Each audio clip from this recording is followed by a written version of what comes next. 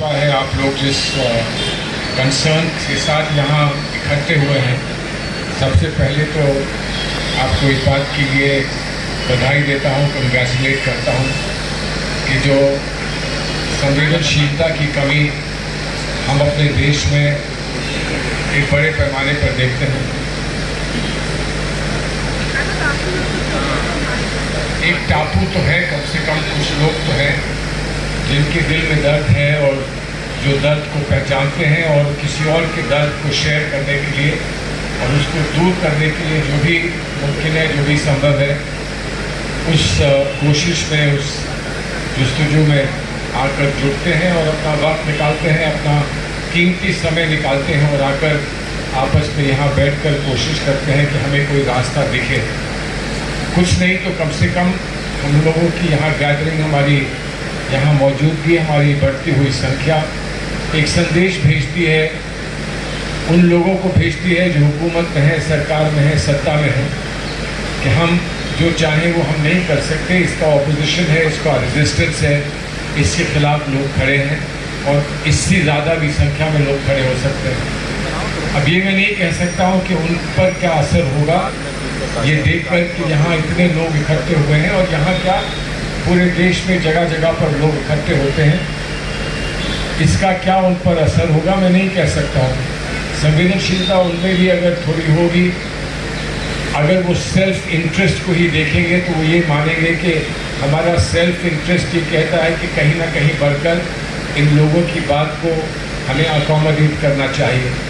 लेकिन अगर पार्लियामेंट में हम इस रवैये को नहीं देख रहे हैं, इस तरीके को नहीं देख रहे हैं, तो बड़ा अनलाइकली है कि वो हम आवाम के बीच में जहाँ जहाँ सोशल मूवमेंट्स के लोग बैठे हैं, जहाँ भी वो लोग जिनके दिल में दर्द है वो बैठे हैं, उनकी बात का इन पर कोई असर होगा। मैं एक डिस्क्लोजर करना चाहता हूँ, सच्चाई आपके सामने कहना चाहता हूँ कि यहाँ सब लोग नहीं, कुछ लोग ऐसे होंगे जो हुकूमत पे रहे हैं, कुछ नहीं रहे हैं। मैंने अंदर से देखा है हुकूमत को, मैंने अंदर से हुकूमत को देखा है और बाहर से भी किसी और की हुकूमत को देखा है। तो मुझे अगर एक तरफ किसी और की हुकूमत को के बारे में शिकायत करने का अधिकार है, दायित्व है शिकायत करने का, तो मुझे मेरा ये भी दायित्व बनता है कि मैं आपसे सच्चाई से कहूँ कि हम जब हुकूमत में थे तो क्या होता था, और अगर जो होता था वो आप उस बात से सहमत नहीं थे और आप उसका विरोध करना अपना हक समझते थे, तो ऐसा आखिर होता था तो क्यों होता था।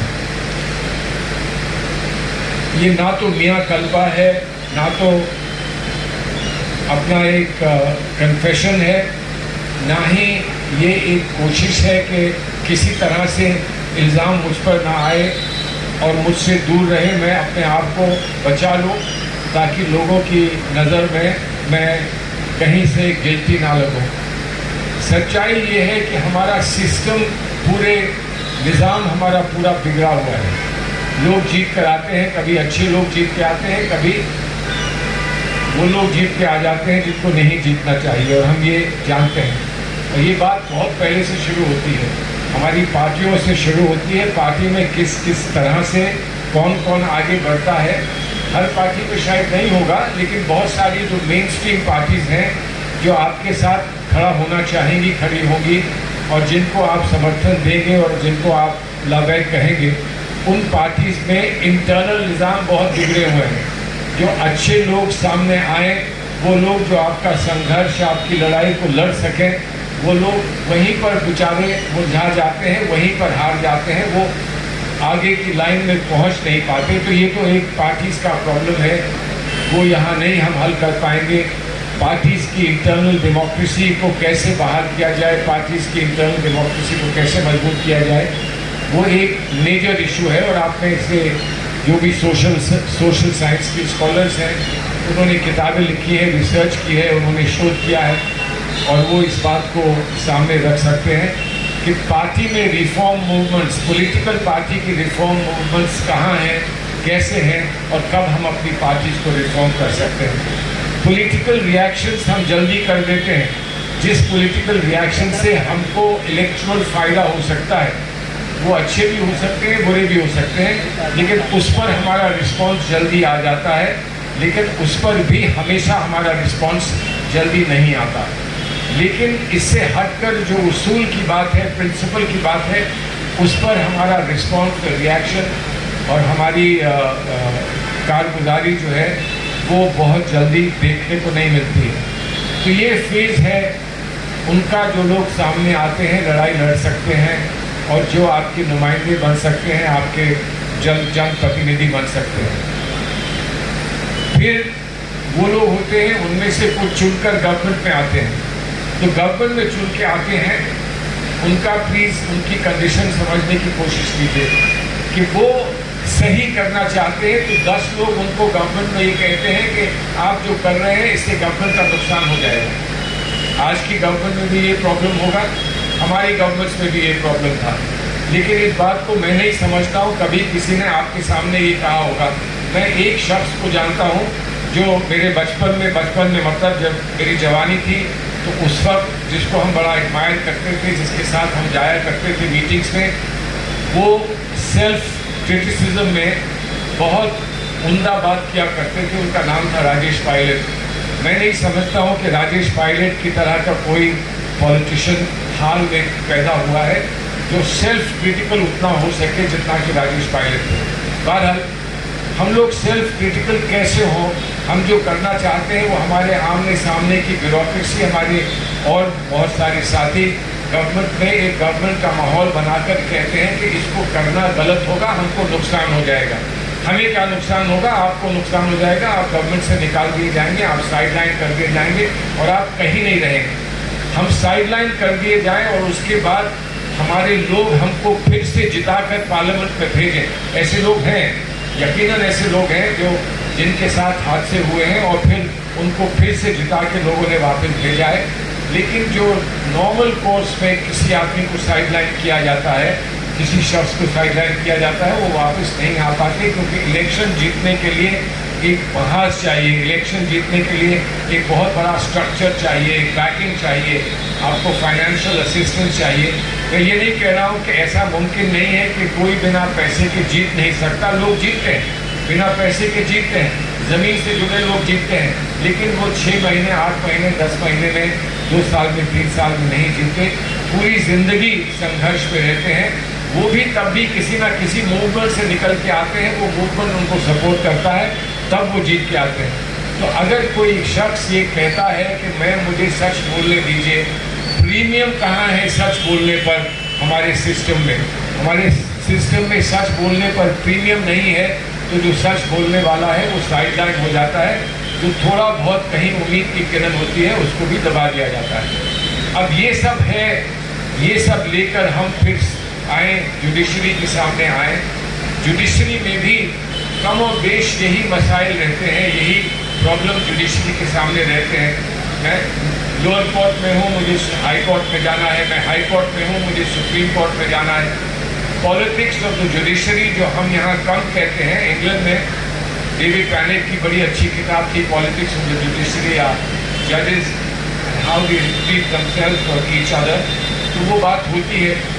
हम लोग को 2 प्रॉब्लम्स होते हैं। एक कंटेंट का इशू होता है कि हम बहुत खुलकर साफ़गोई से, सच्चाई से जुडिशरी की कमी का बखान ना करें और ना कहें, क्योंकि एक इशू होता है कंटेंट का।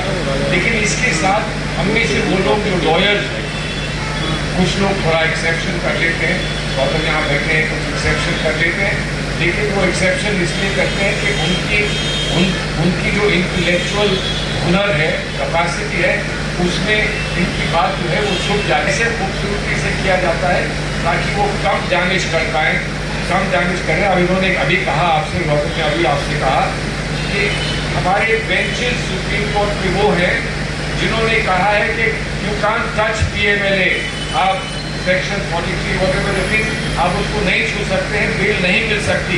कितना भी एब्सर्ड केस हो, एक दफ़ा कह दिया, एक दफ़ा कह दिया कि ये PMLA का केस है, तो फिर आपको बेल नहीं मिल सकती, क्योंकि आपको कन्विंस ये करना पड़ता है कि आप जो कह रहे हो वो सच है। ये नहीं कि वो दूसरा जो कह रहा है वो सच नहीं है, बल्कि कि आप जो कह रहे हो वो सच है, इसलिए आपको बेल नहीं मिल सकती। और सुप्रीम कोर्ट तक मामले गए हैं और वहाँ से अक्सर जज लॉयर ये कहते हैं कि भाई बेस्ट ये है कि मेरी नीचे चला जाता हूँ, मेरा केस वापस कर दीजिए। लेकिन उसी सुप्रीम कोर्ट ने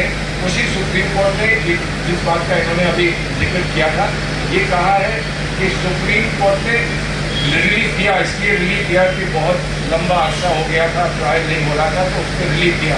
लेकिन क्या कहकर रिलीफ दिया? ये कहकर रिलीफ दिया कि जो भी इंजंक्शंस हैं, जो भी एम्बार्गोज हैं रिलीफ देने के, वो एम्बार्गोज हमारे कॉन्स्टिट्यूशनल राइट्स के सामने कुछ नहीं है। यानी कि आर्टिकल 21 जो है must prevail over clear statutory provision that you can't be granted bail in circumstances in the case of government. तो ऐसे भी जजेस हैं। हम ये ना भूलें कि वो सुप्रीम कोर्ट है, जिस सुप्रीम कोर्ट में एक जज जो आज किसी और जज का बेटा है और चीफ जस्टिस है, उसने 25 साल पहले का जजमेंट रिवर्स किया था जो उनके फादर ने दिया था, और ये कहा था कि fundamental rights survive to some extent, survive even in an emergency, even with the declaration of emergency. और हेबियस कॉर्पस का केस उस समय का जो था उसको रिवर्स किया है। तो जजेस में अभी उम्मीद है, बहुत उम्मीद है। और जो शिकायतें आ रही हैं, जो शिकायतें हमारे नॉर्थ ईस्ट राइट्स के बारे में आ रही हैं, उसमें बहुत उम्दा जजेस ने बहुत उम्दा जजमेंट देके लोगों को रिहा किया है, डिस्चार्ज किया है, अक्विट किया है। ये बात भी हम ना भूलें। तो इसलिए सवाल सिर्फ इस बात का है कि हम अपने इंटायर सिस्टम में रिफॉर्म को कैसे कैसे कर सकते हैं, और उसके लिए कंसिस्टेंटली और स्टेडफास्टली हम लोग कोशिश और जस्तजू कैसे कर सकते हैं, इस पर हम गौर करें। कभी भी कोई आवाज़ उठाए तो वो अकेला ना पड़े, सिर्फ सेलिब्रेटेड केसेस को हम ले लें और अनसेलिब्रेटेड केसेस को भूल जाए, जो कि नॉर्मली ईजीली हो जाता है। तो उसको कैसे किया जाए, कैसे हम अलर्ट रहें, कैसे हम मामले को आगे बढ़ाएं, अपने सिस्टम से ना उम्मीद ना हो। और ये हम याद रखें, ना उम्मीद तो सही, ना कामयाब, ना उम्मीद नहीं मैं ना कामयाब ही तो हूँ, लंबी है गम की शाम लेकिन शाम ही तो है। इस बात को हम याद रखें। The future will be brighter, the future must be brighter, must have greater liberty for our people। मैं अपनी तरफ से, चाहे मैं अदना सा एक सिंगल मेजॉरिटी में, सिंगल माइनॉरिटी में भी हूँ, मैं ये मानता हूँ कि हमें ये कहना है कि हमको लिबर्टी को ग्रेटर प्रेफरेंस अपनी सोसाइटी में देना है। हम पॉलिटिकल पार्टीज को अपने मैनिफेस्टो में ये कहना है liberty will prevail, liberty will the first things.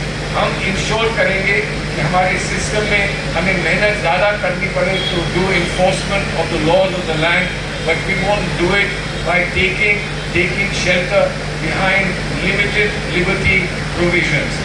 Liberty to the maximum is what we should give. और फिर सच्ची बात आखिर में ये भी है, बहुत सारे लोग जिनको हम लोग सज़ा देना चाहते हैं डिज़र्व दैट सज़ा।